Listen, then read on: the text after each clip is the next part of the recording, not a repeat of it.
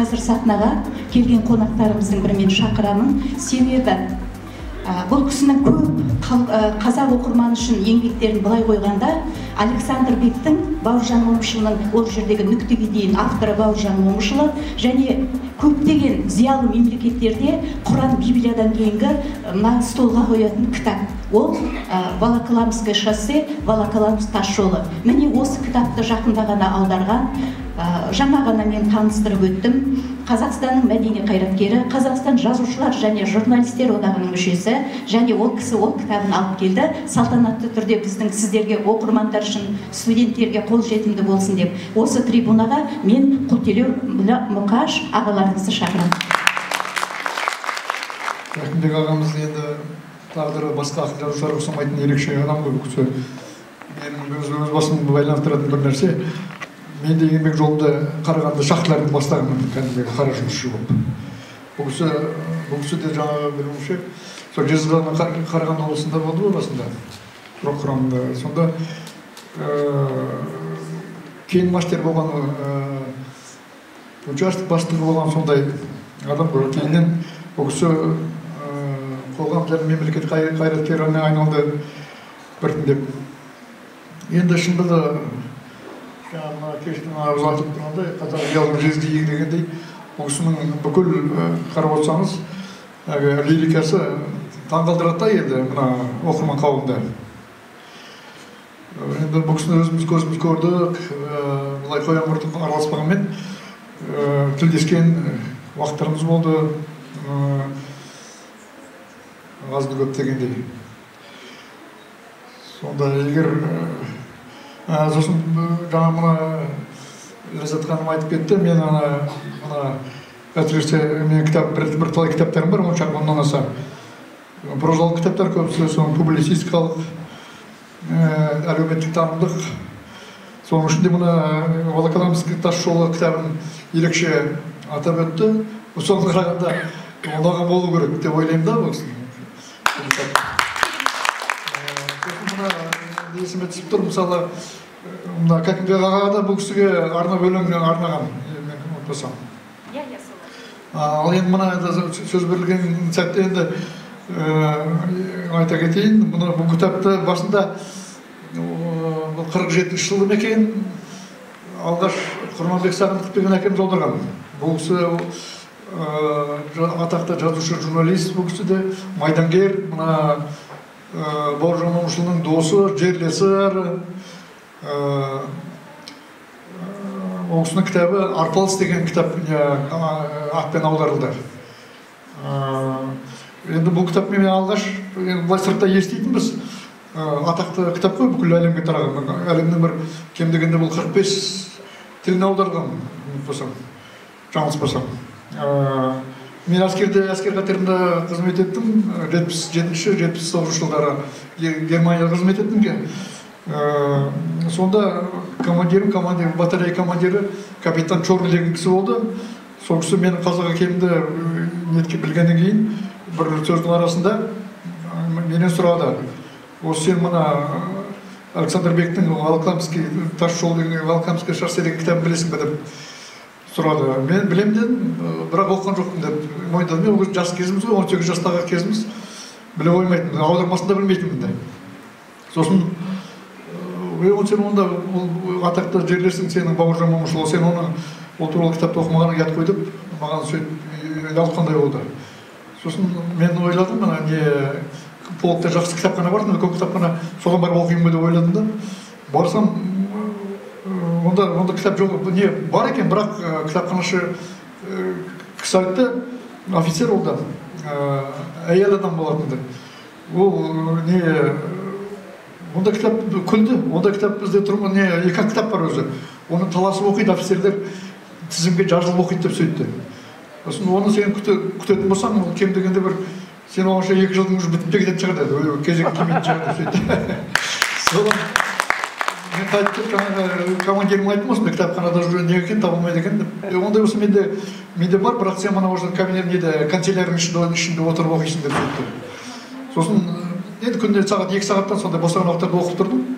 Сосын шынында да таң қалдым. Мұна өзі орысша нұсқасы өте қызық бұл кітаптың. Жаңағы атақты талантты жазушы ғой, өзі тарихы қызық. Мен ол туралы жаздым да, мына Александр Бектің қалай жазғаны, қандай кедергіге кезіккені, қандай қиындыққа ұшырағаны, сондай тарихы қызық. Ол туралы біздің жерлесіміз болған Александр Кривицкий деген атақты жазушы болған. Ол да жаңағы Баукеңнің қатарлас атақты жазушылардың біреуі.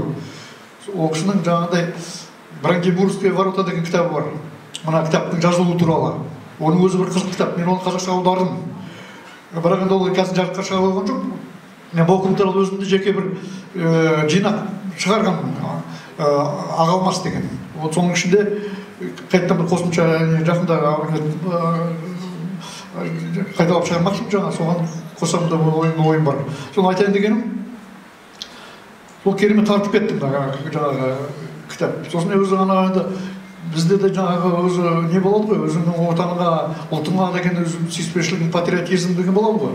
Сосын оны көп басқа ұлттардың қасында жүргенде кішкене уже мынандай атақты Баукеңді мақтан тұтуын білеміз ғой. Арқаланып жаңағы оның үстіне жаңағы командир сен айтып тұрса, қазақ екенін сен осындай білмегенің ұят болады деп жаңағыдай бір түрлі рухыңды көтереді ғой, жаңағыдай еткенмен. Сосын жаңағы сөздің қысқасы, мен осыны кітапты маған бір арман болды, осыны аударсам қазақшаға деп ойладым. Ал ана аударма туралы мен білмейтінмін бұрын. Сосын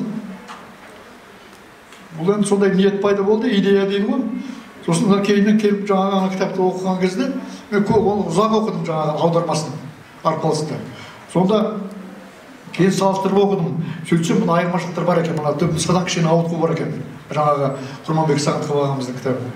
Сосын енді шындалап бақырсам, енді оның кінәлі кінәлауға келмейді. Енді әр уақыт кешірсін, мысалы, ана текстін шығып кете отырады.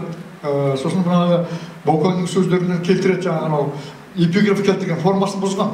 Енді форманың әдеген бетті бұзылғаны, мысалы, орысшасы Волоколамский шоссе болса, ол кісі арпалыс деп басқаша аударып тұр, еркін аударма болып тұр. Сосын одан кейін мына бұл кісінің тағы бір несі, Совет үкіметін мақтайтын жерлері бар. Бұл текстте жоқ ондай нәрсе. Сосын кейбір жерлерін тастап кететін жерлер бар екен. Сонда уже бұл түпнұсқадан ауытқу ғой, енді ол неге аударманың несіне талаптарына сәйкес келмейді. Сосын сөздің қысқасы, енді мына мен жаңа жылда 18 жаста болсам, мен қазір 60 жасқа келдім, 60-тан асып баратырмын уже. Сол арманыма қаншама уақыттан кейін енді арман деп айтуға емес, бірақ сол ойыма, ниетіме сөйтіп жеттім деген сол түпнұсқадан шықпауға тырыстым. Сол неғұрлым сол өзінің бояуын сақтауға тырыстым.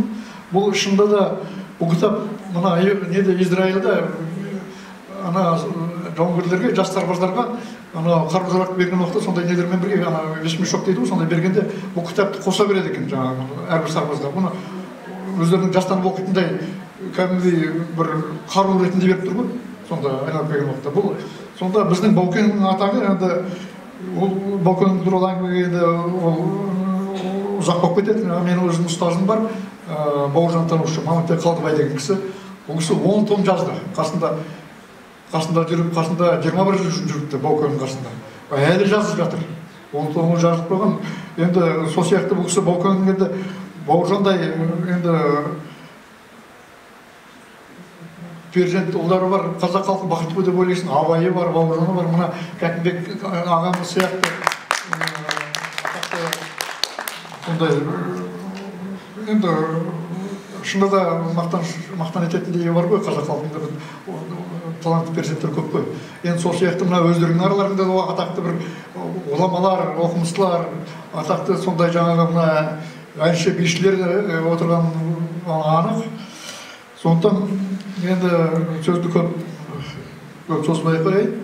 Соңғы сөздеріңізге рахмет, әке. Мына кітаптан сізге ескерткіш тапсырып беремін.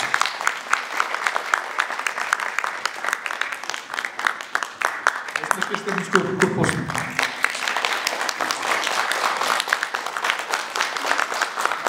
Көптеген қазақтың ақындары белгілі сонетке, және сонет қазақ поэзиясына екі түрлі сицилиялық және ағылшын моделімен келді. Сонет дегеніміз не? 14 жол, 2 шумақ 4 тармақтан, 2 шумақ 3 шумақтан катрен мен терцет қараласып отырады. Бірақ сонеттің 14 сонетті, 14 шумағын, 14-ін біріктіріп, 15-ші шумақпен гүлташ корона жасау қазақ әдебиетінде Кәкімбек Салықова бұйырды. Соны қазақ қыздарымыз көрсетеді. өлең жолдарын оқитын филология факультетінің 3-ші курс студенттері Милана Кәкімжанқызы, Тахмина Тугулыққызы, Аружан Шакыбайқызы, Нұрай Жаннұрқызы, Шахидям Шаяхметқызы, Азиза Базарбайқызы, Индира Ерікқызы, Динара Амандыққызы, Алия Қалижанқызы, Ақерке Алмасқызы, Элизия Бауыржанқызы, Мадина Жамболатқызы, Аршын Қобланқызы.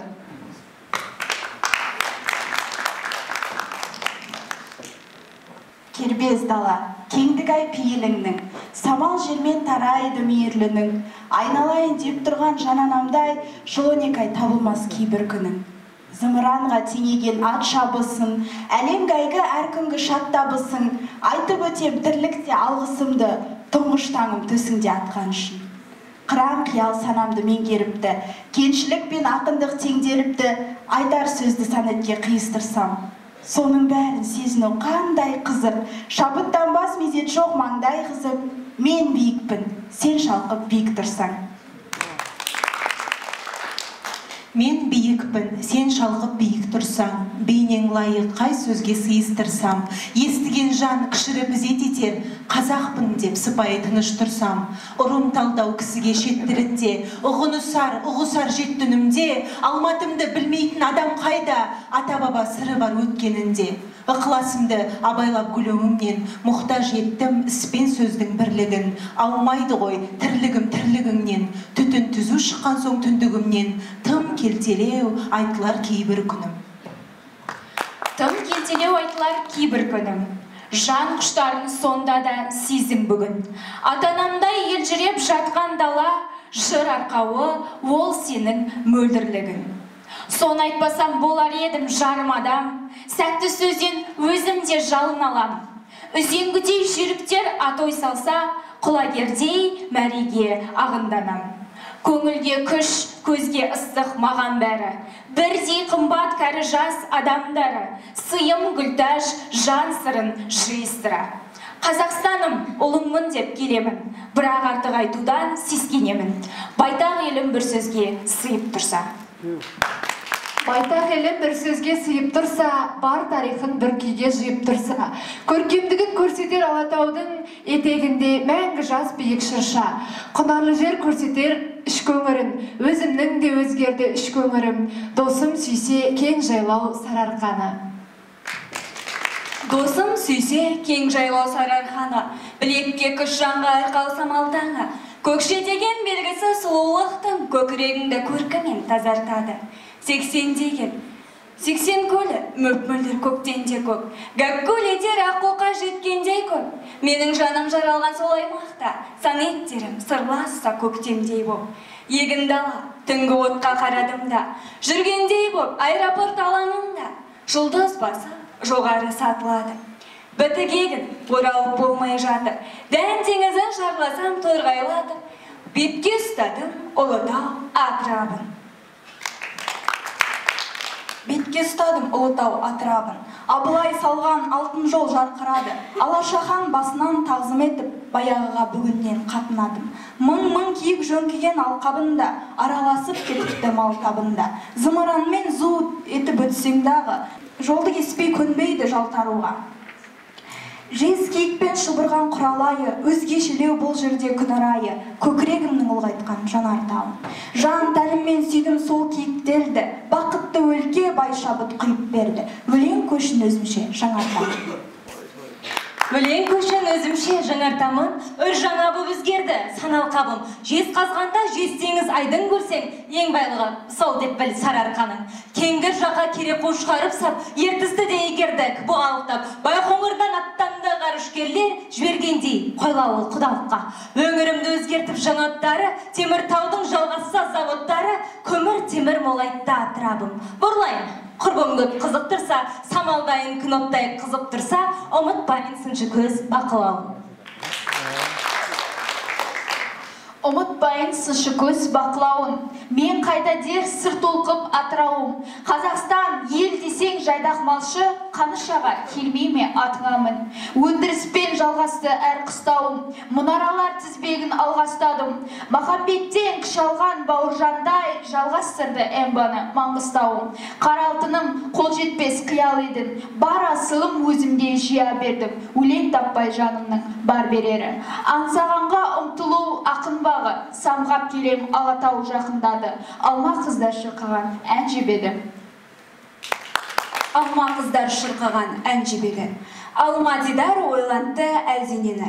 Жұтқан демнің жұпары үзілместей алмасамал адамға әл береді. Алма қала, алматым, алмалы бақ. Алматыда жүгіріп жүр алма бұлақ. Арықтарда бау-бақша сәулесі бар, асфальт жолға түскенде алма құлап. Арулары барады алмаланып. Алматыда тұрады алма халық. Гүлі жерге, гүлге адам сән береді. Қоңырат жатқан жамырап өтіп жатыр, эшелондар кең артқан нардинелі. Судың бетін көркетсе қызыл жалқын, қызыл мыстан жарқ етіп үзілді алтын. От сапырып жатқандай аңыз адам, балқыған мыс лапылдап қызды қарқын. Қалды деме жадыңда жаңылғаныз, тағдырына осына өкіл қарыздарымыз. Өзіме пәк қол үзбей бір байқарым, ал әзірше қалмастай санатынан, аспандағы ұшақтың қанатынан, жарқырайды алыста жыр жайсаным. Жарқырайды алыста жыр жайсаным, кенді Алтайның қарашы нүкәусәрін, есіне алып Бошайдың үш қарасын, дүлдүлдікке ауытқып тұрам сарым. Тауды көрдім биікке алып шығып, сапасы мол етпейді тарыншылық. Кенді Алтай мен Көкпекті алып жатыр, тау мен тасты алыстан жарып шығып. Тау тәңірі ақтайын алдаймысың, бұдан артық шемшері тарқаймысың, сыйға тарттым, аспанда ай сырғасын. Сыйға тарттым, аспанда ай сырғасын, ақта көтем, ақ жүрек тапсырмасын. Сауалыма ақ марал көндігіпті, сағынуы мол екен жан сырласын. Тұрмысы шат деп біреу күндеген бе, ора берді үлдемен бүлдегеде. Бәрі солай, тек қана жетім жүрек, қай жаннатқа қойсаң да гүлденеме. Көктем өтпей жүргендер жаздығар ма, шер тарқатар сәт керек наздыларға, ол дақтарды өзгеге айтылмасын. Тау теңселтіп санетті шақтамаймын, өзендерге өр мінез аттанайын, сағыныппын жетісу таң шұғыласын. Сағыныппын жетісу таң шұғыласын, ілемен шу көрібен бай тұлғасын, ақ су көк су лепсі қараталмен, татып едім бейін су балтынбасын. Жас кеншедім, ол кезде жасырмаймын, текелінің тентектеу тасындаймын. Тау беткейде кең жайлау құшағында, күн шыққанша жүруші қасындайдым. Әдемі түн, балбұлақ жуалы сай, әлпалаңы ауаның дуалы сай, терең сайдан естілер сырнай сар. Ақ қайынға жөні бар жалыныштың, әндетудің азындай сағыныштың, толқып жүрім ішінде гүл майсаның. Толқып жүріп ішінде гүл майсаның, жаным сүйді жасымнан жыр жайсаның. Қан майданнан қалған гүл сияқтымын, қайдан шықты десеңдер бұл қайсарың. Жеңіс берген бейбіт таң ақ самалым, көп еді ғой жалтан көз аңсағаным, табанымнан өткен сіз шықпай жүр ғой, түзетсем де өмірдің қас-қабағын. Жөнін білсем, сезімтал жыр баптаудың, кей адамға мен әлі жұлбақтаумын, бірдей түсіп тұрса да мейірімім. Ерте айырып баяғы күйікшерден, дені түзу сыйлас дос жиып берген, кербез дала кеңдік-ай пейілімнің. Кербез дала кеңдік-ай пейілімнің. Мен биікпін, сен шалқып биік тұрсан, тым келтелеу айтылар кейбір күнім, байтақ елім бір сөзге сыйып тұрса. Досым сүйсе кен жайлау сарарқаны, бетке ұстадым Ұлытау атырабын, өлең көшін өзімше жанартамын, ұмытпайын сыншы көз бақылауын. Алма қыздар шырқаған ән жебеді, сол еді ғой мағанда бар керегі. Жарқырайды алысты жыр жайсаным, сыйға тарттым аспанда ай сырғасын. Сағыныппын жетісу таң шұғыласын, толқып жүріп ішінде гүл майсаным.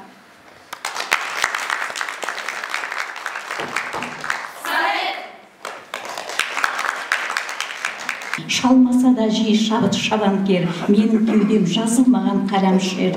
Кеңдігінен кемдік көріп жүретін, маған емес маңдайыма сәлем бер. Түсін бермес іші түгіл жазған бас, жер қозғалар, Төреғали қозғалмас. Олай болса, төрге бірнеше жыр жинақтарының авторы, Қазақстан Жазушылар одағының мүшесі, Қазақстан Республикасының мәдениет қайраткері, бірнеше жыр мүшайралары республика көлеміндегі жеңімпаз болған бүгінгі құтты қонағымыз Төреғали Тәшенов Әліпұлы ағаларымызды сахнаға шақыруға рұқсат етіңіздер. Кештің куәсі болып отырмыз. Мына Кәкімбек Салықов жөнінде айтқанда бұл кісі енді үлкен заңғар биікте жүрген патша болған кісі ғой. Бір тілмен айтқанда. Мынау Қарақалпақстанды басқарған, анау Москвада өте биік лауазымда жүрген кісі. Қонаевтан кейін Қазақстанды басқаратындай бұл кісінің мүмкіндігі болды. Сондай биікте жүрген патша болған кісі. Ерте заманда патшаларға қойылатын талап болған. Патшалар бірнеше өнерді игеретін болған. Оның ішінде жаңағы қылыштасу бар, басқа бар. Соның ішінде өлең жазу өнерінде игерген. Шығыстың патшаларының бәрі өлең жазған. Ол патшалардың барлығы кәдімгідей үйренген ғой, сабақ алып, өлең жазудың қыр-сырының бәрін үйренген. Жаңа сонет деп отырсаң, барлығын қалай жазылу тәсілдерін үйренген. Ал мына Кәкімбек ағамыз сондай патша болып биік лауазымда болса да, бұл кісі ондай үйренбеген арнайы, бұл кісіге табиғаттың өзі жүрегіне құйған, дарытқан. Бұл кісі енді сонда патшалық қалпымен қоса, бұл кісі сондай саясаттың ішінде жүрсе де, суық коридорларда жүрсе де, бұл кісі жүрегі қатаймаған, жаңағыдай нәзік лиризмін сақтап қалған, өзінің ақындығымен қоса адамдығын да сақтап қалған, халықтың ішінде жүрген сондай ұлы тұлға, керемет сондай кісі. Бұл кісінің енді өлеңдері тамаша нәзік лиризмге толы, жаңағы халықтың есінде бір ауыз сөз және жаңағы жезгек әнін бүкіл ел біледі, халық біледі, көрдіңіздер ме? Соның екі-ақ туындысымен-ақ бұл кісінің бағасын халықтың қандай құдіретті қасиетті екенін кісінің айтуға болады, бағамдап айтуға болады. Тәттімбет Қазанғапұлы жайлы поэмасын қазақ поэзиясының табысы ретінде оқушы қауым жылы қарсы алды. Өзі де сазгерліктен құр емес Кәкімбек Салықов ән мен күйдің нәзік сырларын шертудің үлгісін отырар сазы кітабымен де айқындады. Жинақ сөзі саз өнеріне құмар оқушы қауымға арналған екен. Назарларыңызға Тәттімбет поэмасынан үзінді. Оқитындар: Андар Қабілетқызы, Аружан Нуриденқызы, Моншақ Мақсетқызы, Шахала Әбдрахымқызы. Шешіре туы қоймас әскесі, аз сөйлеп көп сыр айтсын сөз түтесі. Бертістің немересі Мүшікеден туыпты Қазанғап би өзеккесі. Әйгілі арғын Шаншар әулетінен, белді адам жасқан ардай жау бетінен, Нұрбике Шаншарлардың әділ биі, полковник сәулеті тең дәулетімен. Етектен кесіп сөзді жен қылатын, ойлайтын, өзгеден көп ел мұратын. Оянған қазақ еді Қазанғаптар, Құнанбай, Алшынбаймен тең тұратын. Дос болса әріменде, бәріменде, өз орнын алдаймақтың төріненде. Елге икем қырынатты бәйбішесі, жалғады дастарханың бәріменде. Жан еді қырынана ақын жанды, әнші болып қыз күнінде аты қалды. Сыйлайды әлі күнге әнші күйші, елде бар аузы әлі ақындарды. Ән кетпей тәттішінің бесігінен, асыл таң, бал қош еді кеші күрең. Ағайын ауылда бар өнерпазды, шығармас күй тартпаса есігінен. 3 жаста домбыраға тіліп атқаны, қуанып даңғыл-дыңғыл тыңдатқаны, көзі өткір, жаны сергек жас тәттіші, 2 ішек үзімінің тез жаттады. Күйшілік бұл Шаншарға көптен қонған, бірден мың, өскен екен мыңнан орман. Інісі Қазанғаптың әлі күйші, тәттіге үйде сәтті мектеп болған. Құтты өнер бір тұғырға байлатпай ма, дегіздау, аймақ қайда, саймақ қайда. Сәкеннің аласапыран отты күйін жаттаған қазақ түгіл қалмақтарда. Не дерсін дауыл үйір заманына, күй дәрі-дәрмек болар жаралыға. Кешеде ес білмейтін еркекек өрт кешіп тура жетер ажалына. Әу баста қорқыт кейден салсағыран, зарлайды кет бұға боп ақсақ қылан. Ескендір қос мейізді деген күй бар, жатыр ғой күйге оранып алаштыран.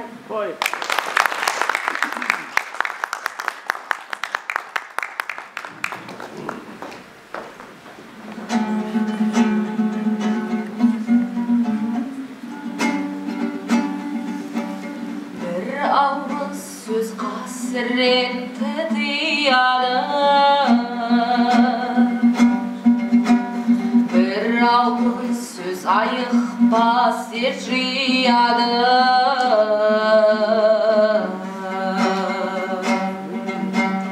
Bir ауыз söz әлемге әйгі еткісе, bir ауыз söz жаманатқа қияды,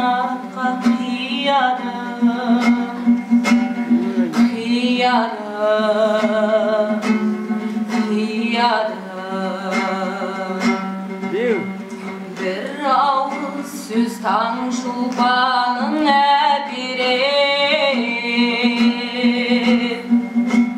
bir ауыз сөз анаңдай боп мәпеледі.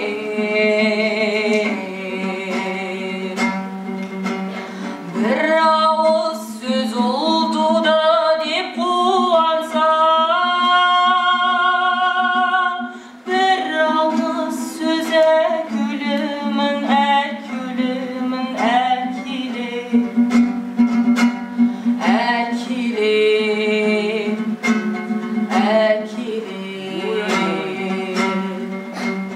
bir ауыз сөз жан тидегін табады,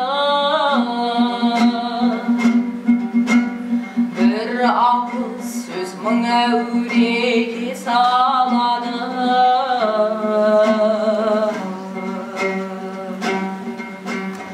Қимас жандар көз жұмарда қоштасып, bir ауыз сөз айтысып қалады.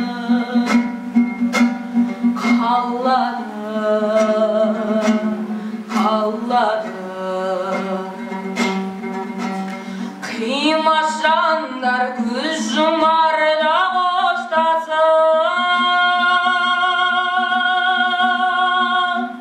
bir ауыз сөз айтысып қалады.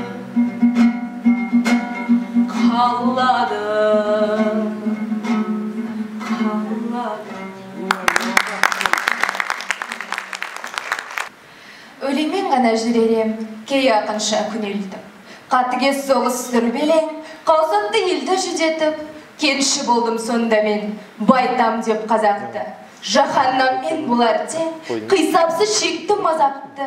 Салғандай тұсау асауға, 10 жылдай қаздым кенімді. Мақтаныш етем қашанда, кенші деген тегімді. Еңбектің сол ғой жойқыны, адамның көркін ашқызбақ.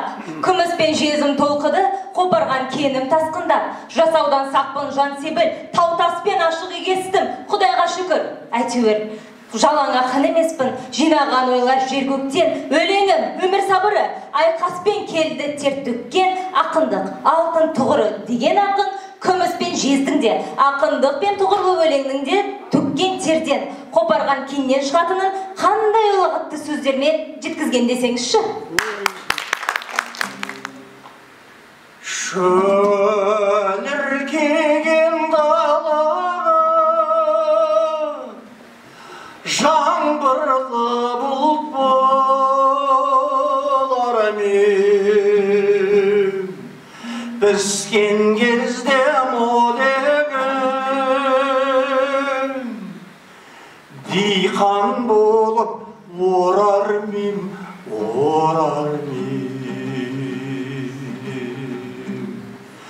Қайтқан құстар барады, еділдетіп оралмен. Елге елге жетіп қалар мен, ере кетіп солар мен, солар мен.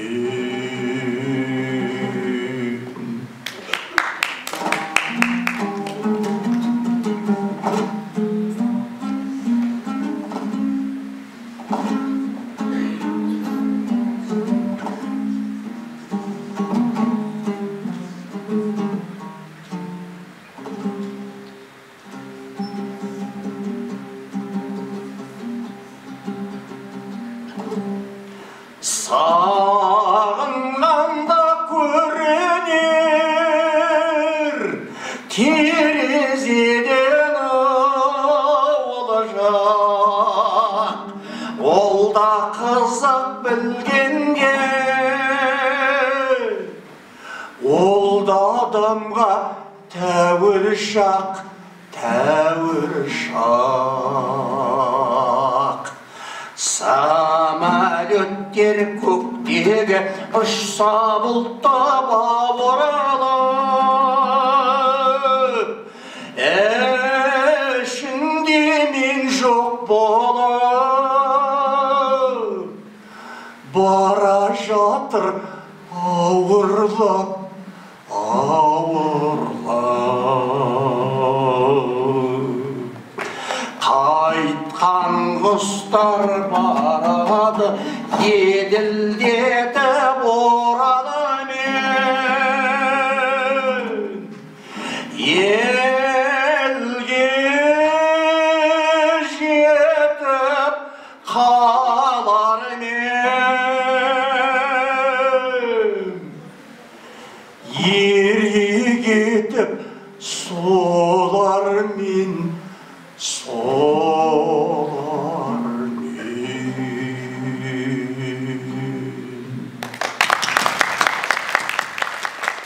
Ұлытау деген керемет күйіңіз бар, халықтың сұранышына қашанда еге болған. Сол күйіңізді тартып берсеңіз, Ұлытау күйі.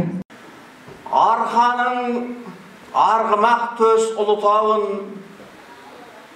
қасында жүріп қалай ұмытамын, көз тойып, еңсем өсіп, ұлы жерде жыр қорап жүрегімді жылытамын. Айнала көк теңізге ұқсайды екен, кең дала көсем тауды қыспайды екен.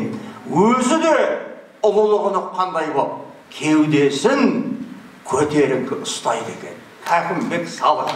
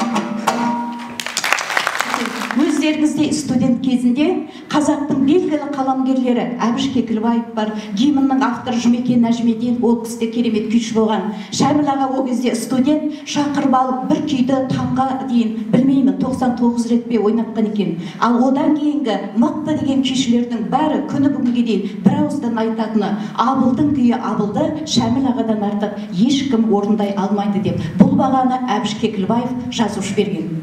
Сол кейбір күй әңгімелерін Әбіш Кекілбаев жазғанда жас студент Шәміл ағаны шақырып алып, жаңа күй тартқызып отырып әңгімелерін жазған екен. Ақын мен жазушының, өнер адамының шын талант иесінің бір сабақтастығы, үндестігі деп ұғайық. Концертіміздің соңғы номері, сондықтан да Шәміл аға, сізден сұрайтынымыз Абылдың күйі Абыл.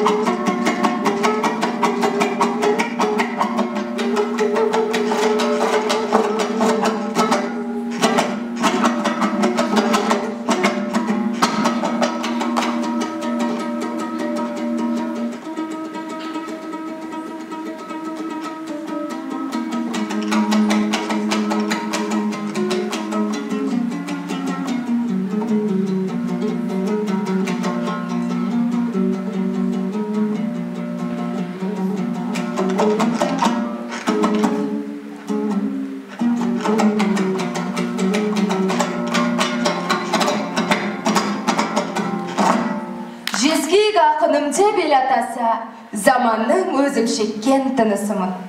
Жайлаған тәуелсіздік нұры бүгін, аңсаған талай заман туды күнім. Тілек сол, білек қосып мақсат арнар, табысты туа берсін ақша таңдар деген ақын тілегін еске ала отырып, Кәкімбек Салықовтың 90 жылдығына арналған қазақ поэзиясының жескегі атты келелі ой мен келісті поэзия кеште өз мәресіне жетті. Бүгінгі жүргізуші ешкілер қолдардан сөздер, оқылған бәрі Кәкімбек ақынның сөздері. Кәкімбектің нәзіктігімен бастадық, Кәкімбекпен аяқтайық. Кәкімбектің дала поэмасынан қысқа ғана үзінді. Елім деген, жерім деген, туған жерге деген сағыныш бүкіл поэзиясының өн бойында. Дала деген қазақтардың елдігі, дала деген қазақтардың ерлігі, мөлдір таза ніл аспанда кір жазы, дала деген планетаның кеңдігі. Дала көкпар, дала жігіт, дала қыз, дала көктем, дала шілде, дала күз, дала деген ғарыш жолы космодром, мұның бәрі қайда сияр даласыз. Дала деген анау тұрған абайым, жасап өткен өлең сөздің сарайын, ол дара тұр ол ақын Пушкиндей, кейінгілер қарайламай маңайын. Дала деген шоқан қанышы ғалымдар, ел бағына оза туған дарындар, ғылым сарай салып кетті Қалекең, енді ол үйде сарқылмайтын ағым бар. Дала деген үкіл бірай бір жандар, өксіп жүріп өнер гүлін жұлғандар. Дала деген жаяумыса тәттімбет өксіп жүріп өнер жырын құрғандар. Дала Мұхтар жеке дара көрінген, дала Сәкен 80 гүл боп өрілген, дала деген Ғабит, Сәбит, Бейімбет, дала Ілияс Жетісу боп өрілген. Қос тоты боп бұлбұл болып кешкілі, дала сайрар роза болып бейбігүл боп естіліп, Москвада, Монреальда, Парижде қайран қалар қазағыма ел тұрып. Дала деген тағайтамын қазақтардың ерлігі, дала деген қазақтардың ерлігі, мөлдір таза ніл аспанда кір жазы, дала деген планетаның кеңдігі. Су көкше, өр алатау арасы, мұның бәрі қазақтардың даласы. Онша жерді сойылымен қорғаған ата бабам осал емес шамасы. Уа, кең далам, сен жайнай бер қуанам, жатсаң шалқып гүл жазира құлпырып, тұлпарларың аман келсін шамыстан, сұңқарларың аман келсін ғарыштан. Сен де достым біздің үйге келіп тұр, дала сырын шертіп бірге ұқсқан. Кең далама мол түсіп таң шапағы, шығыс жақтан мың құлпырып аттады. Содан кейін Қазақстан өн бойын құштарлана сүйіп қана жатады. Біз сіздермен қоштаспаймыз. Келесі кездескенше аман сау болыңыздар. Қимай қоштасып сағына қауышайық.